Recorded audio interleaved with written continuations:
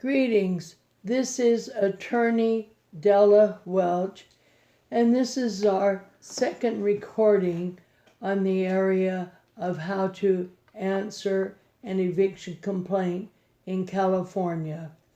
By way of review, we were talking briefly about the fact that there's a fee, a court fee that's required to file an answer, and if you can't afford it, there are two forms that you can Google FW-001, which is a request to waive court fee, and you can Google FW-003 for an order on court waiver, and you can take that down to the court. But before you do that, you must have someone who's over 18 and not yourself do a proof of service.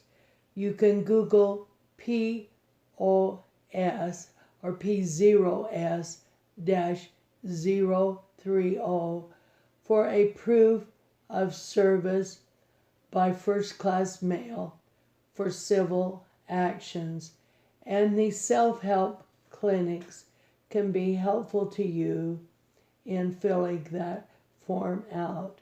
So you would have to file your completed answer and bring a copy for the court to conform, bring the original and one copy to the court, and actually have a proof of service by mail attached.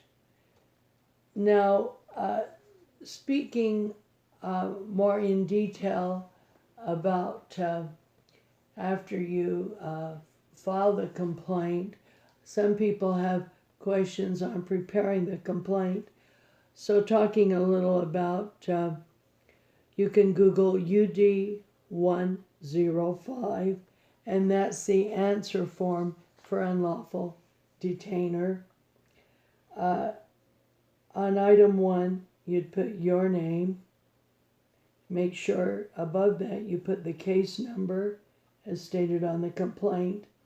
And then on item 2, check only one box. If what they're asking for is less than $1,000, you can check 2A. And you can check 2B to look at the items that you say are true and those items that are false in the complaint. And that's in B1. B2 says if you check box 2B, write paragraph numbers from the complaint which you do not have enough information to know if they're true or false. Item 3 are affirmative defenses. Affirmative defenses are legal reasons why you should not have to pay the rent, and you put an X in those boxes. For example, you may want to put a check in 3A saying that plaintiff has breached the warranty to provide a habitable premise.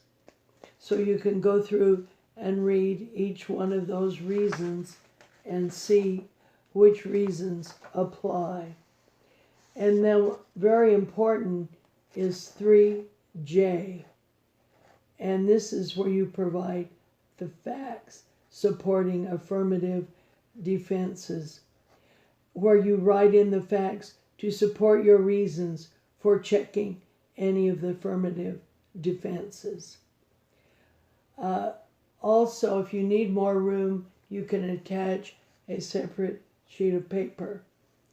Now, some of the reasons might be it's not habitable because there's rats, or maybe the place is a garage and the garage doesn't have permits. You can say it's a non-permitted residence. The judges often will grant the landlord possession, even if the unit is illegal. So that's something to be careful of. And then look at item 4. Check item 4 and 5 as they apply to you. And you can write in the number of attached pages. And that is done. And then you type in your name, and then also you can type your name on the verification. So, and then remember to use POS 030 for proof of service by mail. It must be someone 18 and must be not yourself, must be, you could use a friend or someone like that. But make sure that you complete the answer so they don't take your default.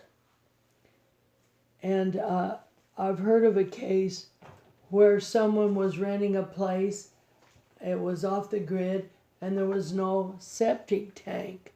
So you may want to put, not only is it not a licensed residence, there is no septic tank, or state other reasons. I remember a case that I had as a young attorney when the place had cockroaches and rats, and they brought in pictures of that. So you'll get a trial date in a few weeks, and make sure you have pictures of anything that's not habitable. But there's many sources today at court. These self-help clinics are very helpful. There's also other books. If you're near a law library, Rutter, R-U-T-T-E-R, has a wonderful book on landlord-tenant. Nolo, Nolo.com, has wonderful law books in this area. And there's a great deal of help at the courts with self-help clinics. So this will be the end of the second recording about landlord-tenant, emphasizing the tenant filing an answer. I hope this has been helpful.